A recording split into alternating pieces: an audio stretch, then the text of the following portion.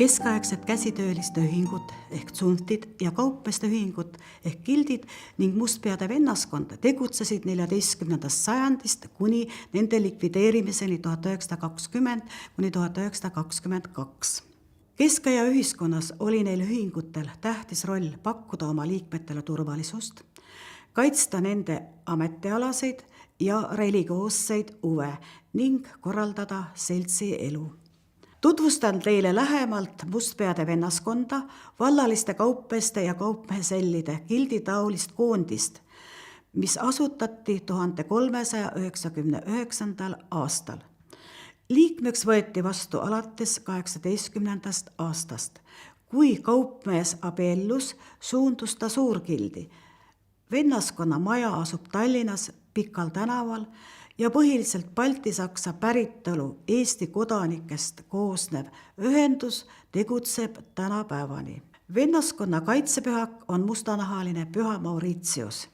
Kaitsepühakust tuleneb ka nimi mustpeade vennaskond. Vennaskonna siseelu oli kuulus seltsielu ja pidustuste poolest. Liikmetel oli kombeks sel puhul teha vennaskonnale kingitusi.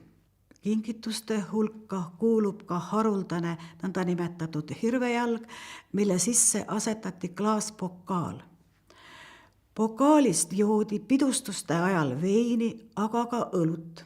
Vennaskonna kõnepruugis nimetati seda hirvejalgpokaaliks refuspokaal alamsaksa keeles või hirvejalaks refus.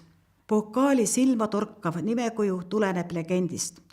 1219. aastal, kui Taani kuningas Valdemar II vägi Toompea all seisis, hüppas Toompea nõlvalt alla põgenev hirv, kes murdis oma jala.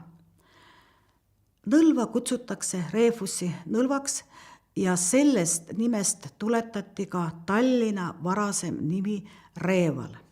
Kullatud sõraga hirvejalg toetub puidust reitud ümarale alusele ja on tumedaks väritud nahaga kaetud. Karikahoidja esikülje ülemisel äärel asunud sõnalindil mustade tähtedega halvasti loetav saksakeelne tekst annab teada, et karikahoidja kinkis ühingule vend Thomas Carhult 1614. aastal. Teksti all on 3 polükroomset vappi, nende vahel vennaskonna valitud vanemate Paul Knipperi ja Paul Kellermanni nimed.